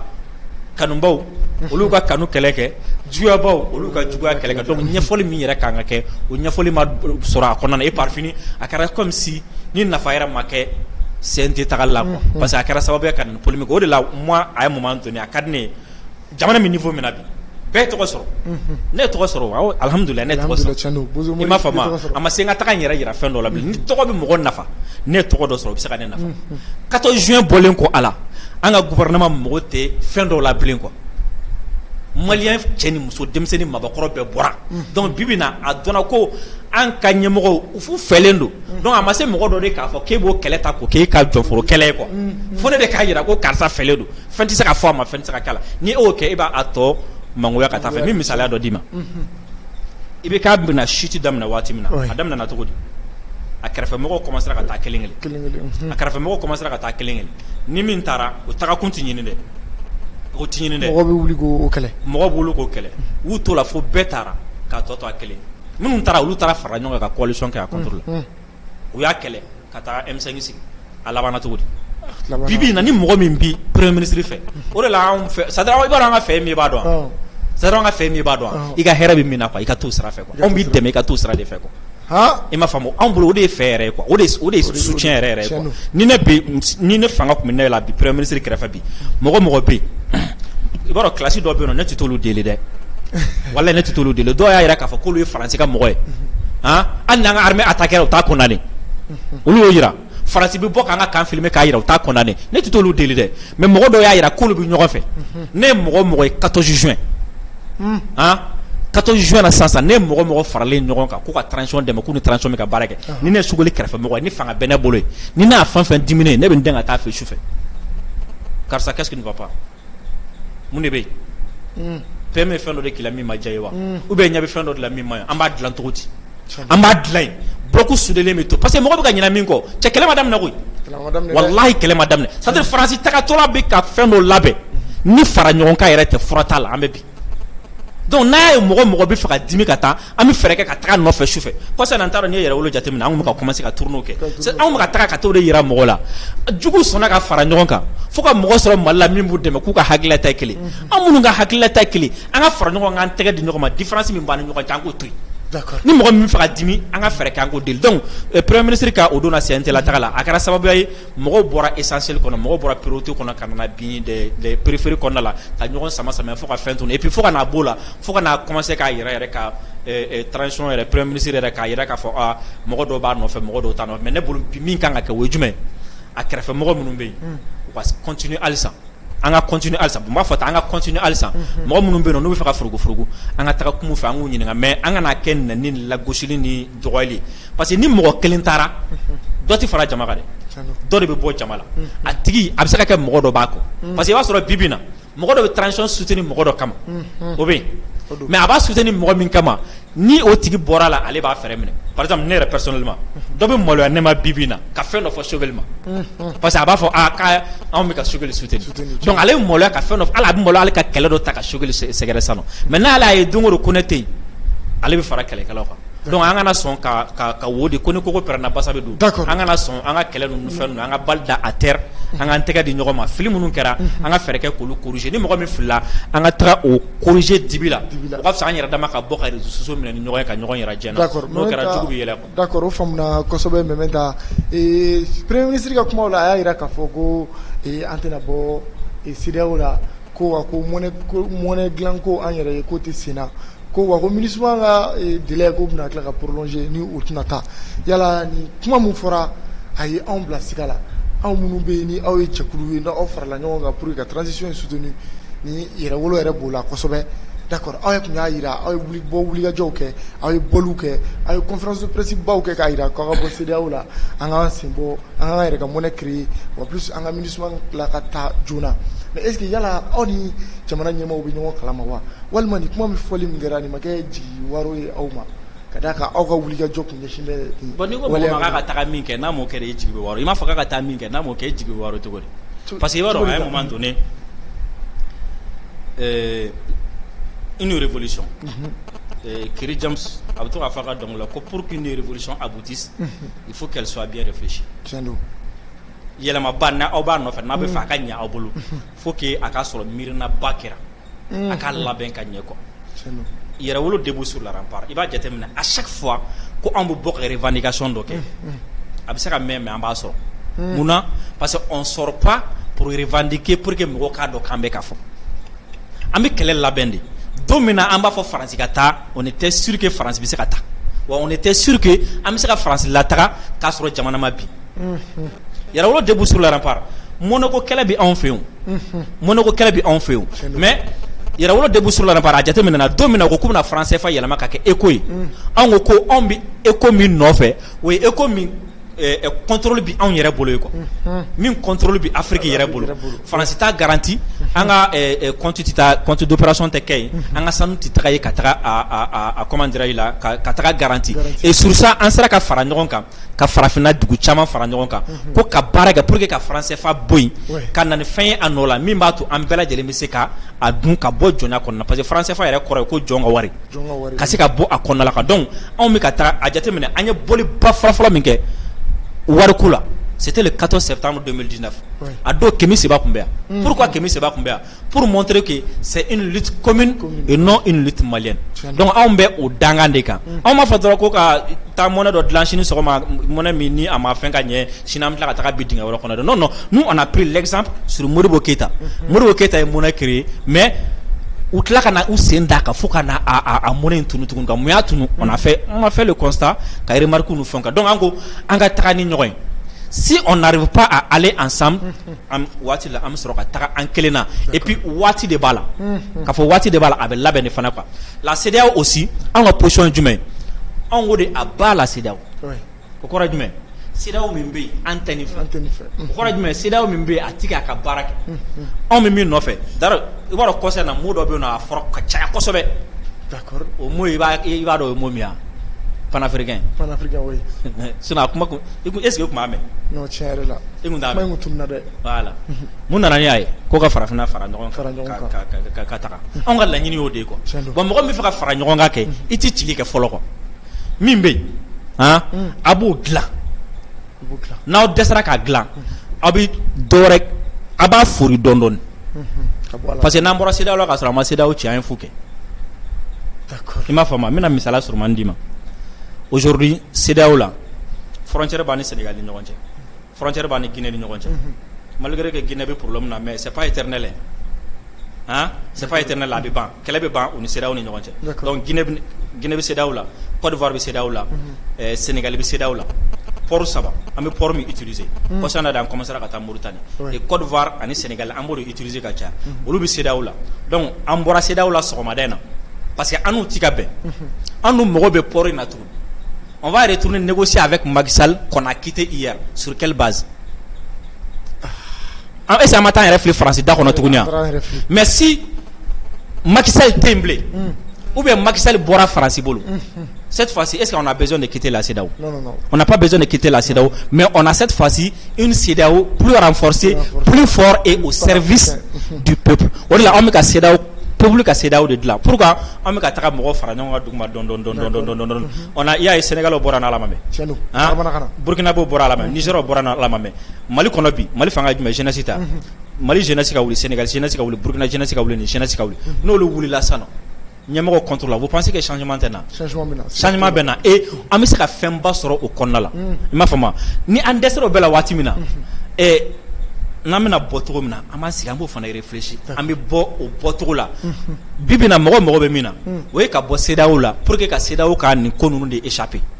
an bɔra a taa échapper parce que délai de b'a la même n'an ko n'an bɔra sini sɔgɔma on va continuer ka to embargo kɔrɔla la et puis n'an bɔra o embargo ka jugu ni an b'a kɔnɔ parce que n'an b'a kɔnɔ u bɛna na embargo minnu ta ils seront obligés de justifier ça mais n'an t'a kɔnɔna la mais n ta ye n ka jamana ye i t'i don n ka jamana kɔnɔ kɔni i b'a dɔn justifier cogo t'o la maintenant fɛn min ye MINUSMA ye fɛn min ye MINUSMA ye MINUSMA ko je peux te garantir a ma fɔ dɔrɔn ko MINUSMA tɛ taga bilen peut-être kuma fɔcogo ye mɔgɔw bila ka fɛn dɔ faamu kuma dɔ de b'a ni MINUSMA ni ɲɔgɔn cɛ don min na faransi bɛ gɛn jɔn y'a fɔ faransi k'a bɛ taga nin don Sogɛli kuma dɔ fɔ c'est très important o de la ça veut dire tellement que mɔgɔw mɛnna ɲɔgɔn na ni fɛn ninnu na fo ka kuma nafa ma ban Sogɛli ko n'a sɔrɔ ni fura bɛ nin fɛn bɛɛ la CEDEAO bɔli monnaie créeli MINUSMA tagali faransi ka ko ni n'a sɔrɔ ni solution b'a la ko a solution fɔlɔfɔlɔ ye min ye ko o ye solution yɛrɛ kana na fɔ CNT kɔnɔ ye o kɔrɔ jumɛn ko a solution fɔlɔfɔlɔ ye k'a labɛn gundo la ye mais est-ce que i y'a kuma mɛn mɔgɔ da parce que o tora ɲɔgɔn naani na ka ɲina nin yɛrɛ kɔ n'a sɔrɔ faransi la tagali min kɛra tantɔ n'a sɔrɔ n'an tun y'a don de fɔ k'a fɔ kɛnɛma k'an bɛna na faransi la taa faransi tun tɛ taa donc n'an bɛ fɛ ka bɔ CEDEAO la n'an bɔra ni président Sogɛli taara jɔ CNT la k'an bɛna bɔ CEDEAO la sini yanni sini cɛ embargo in yɛrɛ hali sa a ka nɔgɔ hali sa a ka nɔgɔ an bɛ fɛn ɲɛna min ka jugu n'o ye ni Sogɛli kun taara fɔ CNT kɔnɔna la ko bon ko MINUSMA mandat tɛ renouvelé 30 juin an bɛ MINUSMA gɛn embargo min b'an kan jɔn ta don CEDEAO tɛ yan Nations Unies kun b'a ka embargo voté o y'a bɔlen ani CEDEAO cɛ MINUSMA ye Nations Unies de o y'a donné ani Nations Unies de ni ɲɔgɔn cɛ dɔ farala doni kan wa dɔ ma fara doni ni Sogɛli kun y'a fɔ sini CEDEAO la yan k'a fɔ ko bon ko sini sɔgɔma an b'an ka monnaie créer yan'a ka bɔ yen fɛ a kun bɛna sɔrɔ communauté économique min bɛ yen ni Faransi b'a kɔnɔ monnaie ko in na olu bɛ min sɔrɔ la olu fana tun b'u ka labɛn kɛ yan'an bɔdon cɛ o la kɔni o kun ye an kun bɛ fɛn bɛɛ min ni fɛn donc a ɲuman ye min ye an bɛ fɛn dɔ de sɔrɔ ka mɔgɔw hakili sigi n'a ye fɔlɔ k'an labɛn dibi la an yɛrɛ bɛ taa fɔ ko sa dogolen de bɛ kɔ wa i ka sa fitininama bɔ k'a bila kɛnɛ ma ni sɛw m'a dun sa yɛrɛ dɔ b'a dun donc mɔgɔw kan k'o faamu et malheureusement et puis kuma dɔ fana bɛ yen nɔ mɔgɔ bɛ ka yala c'est pas vrai ko Sogɛli ko ani Faransi bɛ ka négocier pour que Faransi ka segin ka na Sogɛli n'a pas dit ça Sogɛli ko accord de b'an ni ɲɔgɔn cɛ o de bɛ Faransi permettre ka fɛn dɔ k'an ka jamana kan Asimi ko pour que a kana se k'o ko ninnu k'an ka jamana kan bilen o yɔrɔ fɛn fɛn bɛ yen an bɛna a bɛɛ bɔ a la donc n'i y'o yɔrɔ ninnu bɔ a la a tɔ ye min ye an y'o ci u ma u kun kan k'a jaabi parce que 6 mois de b'u bolo k'a jaabi n'u m'a jaabi o kɔrɔ ko accord tɛ yen bilen donc maintenant 6 mois min d'u ma u kan k'a jaabi o kɔnɔ na k'u ko k'u bɛ k'u labɛn k'u bɛ na u bɛ na an bɛna mun fɔ u jɛna n'a ye wa d'accord n'u jɛna n'a ye a banna u ma jɛn n'a ye wa an ma jɛn n'a ye kuma accord t'an ni ɲɔgɔn cɛ mais accord bi ni mɔgɔ cɛ o kɔrɔ tɛ ko a ka sɔrɔsi b'i fɛ yen i m'a faamu wa o kɔrɔ tɛ k'a ka sɔrɔsi b'i fɛ yen o kɔrɔ a bɛ se ka renseignement falen aw ni ɲɔgɔn cɛ a bɛ se ka fɛn caman bɛ yen nɔ a bɛ se k'olu falen ɲɔgɔn par exemple regarde Américains ni Ukraine ni Russie tɛ kɛlɛ la dɛ Amérique de ni Russie bɛ kɛlɛ la mais malgré tout porte dɔ dayɛlɛlen b'u ni ɲɔgɔn cɛ o kuma ɲɔgɔnya kɛ o kɔnɔna la première guerre mondiale deuxième guerre mondiale en plein guerre ninnu ye leçon ye mɔgɔ kan ka faamu quoi ni mɔgɔ bɛ kɛlɛ la n'i ye da tugu a ni ɲɔgɔn cɛ i t'a dɔn a bɛ ka min kɛ bilen i m'a faamu toujours i bɛ da dɔ yɛlɛ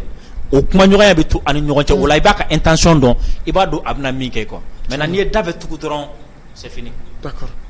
D'accord merci beaucoup Mementa waati korona kosɛbɛ d'accord n bɛ kumakan laban d'i ma i ka kumakan laban bila ɲɔni an ka jɛmukan in datugu. kumakan laban mɔgɔw ka faamu dɔrɔn ko in bɛɛ pour que Mali de ka hɛrɛ sɔrɔ a la ye quoi i m'a faamu an sera niveau dɔ la sisan tension yɛlɛla i m'a faamu tension yɛlɛla bɛɛ y'a dɔn k'an b'an sɛbɛ la i m'a faamu sisan an ka hakili fara kan sisan quoi ka dilan ni hakili ye sisan quoi peut-être dusu o bɛ kɛ ka kɛlɛ kɛ hakili o bɛ kɛ ka dilanli kɛ quoi dusu de bɛ se k'a to i bɛ taa mɔgɔ dɔ bugɔ n'i bolokoro ye n'est-ce pas k'a sɔrɔ marifa yɛrɛ bɛ yen k'i bɛ mɔgɔ bugɔ n'i bolo ye i tɛgɛ man di mina a ma sa bali kelen t'a ban mais hakili o ye hakili de ka ban donc mɔgɔ ka dɔn k'a fɔ ko dusu sera niveau dɔ la an kan ka hakili fara kan deuxièmement an bɛ niveau min fana na sisan kɛlɛ ma ban fɔlɔ parce que nin waati na bamananw b'a fɔ bamanankan na ko wara bilen tɛ wulu kakala dɔn i m'a faamu bɛɛ bɛ kule mais jɔn bɛ kɛlɛ la Ala de b'o dɔn kan donc an ka hakili sigi fana an k'olu yɛrɛ fana jateminɛ anw minnu fana bɛ kuma an ka hakili to kuma la ko fɛn bɛɛ bɛ a den wolo kuma bɛ a ba de wolo quoi i m'a faamu gɛlɛya dɔw bɛ ka se jamana in ma kuma de bɛ ka na n'a ye waati dɔ la an dɔw fana bɛ to ka kuma kojugu bon ni kumana kojugu par exemple a ye radari ko kuma min fɔ sisan i y'a faamu a ye radari ko kuma caman min fɔra kunun sigilen kunun a bɛ ka dɔgɔtɔrɔso kuma ne fana ma sɔn ka n ta de fɔ n sigilen don dɔgɔnin kɔrɔ dɔgɔtɔrɔso la muso dɔw nana quoi i m'a faamu a bɔ baro daminɛna armée kan a ko k'o kuma ko radar ninnu k'a ma fɔ ko hali n'a sɔrɔ ko ni min bɛ kɔnɔ ko radar ninnu b'a yan a ne ba ko ne ko ye pour que i k'a faamu dɔrɔn k'a fɔ ko a bɛ yeli kɛ quoi i m'a faamu donc an ka hakili to kuma la kuma bɛ se ka armée curu a bɛ jamana yɛrɛ curu parce que a donna mɔgɔw kunna de quoi ko n'an m'an ka monnaie créer sini sɔgɔma k'o kɔrɔ k'an tɛ foyi bon mɔgɔ fana sigilen don ko f'a ka créer sini sɔgɔma a bilala mɔgɔ fana hakili la ko n'an ma bɔ CEDEAO la sini sɔgɔma ko foyi an tɛ foyi ye quoi donc mɔgɔ fana ko k'an ka bɔ sini sɔgɔma donc n'a sɔrɔ n'a kun yirala mɔgɔw la k'a fɔ ko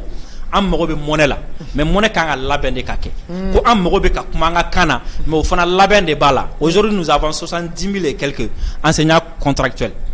i m'a faamu n'i ye fonctionnaire fara ka taga 100 et quelques mille la a 100 et quelques mille joli bɛ bamanankan mɛn a la joli bɛ bamanankan mɛn a la donc n'i ko k'i bɛna a 100 et quelques sisan k'a bɛɛ kɛ bamanankan fɔlɔ ye sisan ça va te prendre au moins le temps de la formation effectivement i m'a faamu le temps de la formation le temps de faire le programme donc ça aussi ça prend du temps i m'a faamu donc an mago bɛ réforme dɔw la ça prend du temps n'an b'a fɔ mɔgɔw ye an kan ka fɔ mɔgɔw de ko an mago b'a la mais sisan fɛn tɛ an mago bɛ min na sisan k'o f'i ye an mago bɛ sisan Faransi ka taga b'an ka jamana. D'accord Très simple. Merci bien Drissa Memenda an b'i fo kosɛbɛ ka i ka jɛkulu ni o yɛrɛwolo tɔnden bɛɛ lajɛlen an b'o fo i tɔgɔ la wulada in na d'accord o la Kojo kumakan laban jumɛn b'i bolo ɲɔni an ka jɛmukan in datugu. Bon Kulibali n b'a f'i ye dɔrɔn walasa Ala ka jamana in basumaya. Amina yarabi. Bon n bɛna CEDEAO ko in yɔrɔ fanfɛla la quoi mɔgɔ ma fɛn min faamu CEDEAO ko in na Sogɛl m'a fɔ a ma girin k'a fɔ ten ko an tɛ bɔ CEDEAO kɔnɔna na mais a y'a fɔ ko CEDEAO délai ko 24 mois olu tɛna o négocier donc o b'a jira ni CEDEAO sɔnna CEDEAO ma sɔn olu k'u ka 24 mois d'accord donc mɔgɔw ka pan kuma ninnu kunna u kana jamana jɔ sira kan quoi je pense que c'est l'essentiel an bɛɛ k'an seko kɛ walasa Mali bɛ se ka jɔ cogo d'accord merci bien Kojo an lajɛlikɛlaw an bɛ aw fo ka aw waleɲuman dɔn aw ka filɛli la d'accord d'accord aw denkɛ don aw balimakɛ Saliya Basi Kulibali don ka bɔ Bamada.net la aw k'an bɛɛ sigi wɛrɛ wassalam.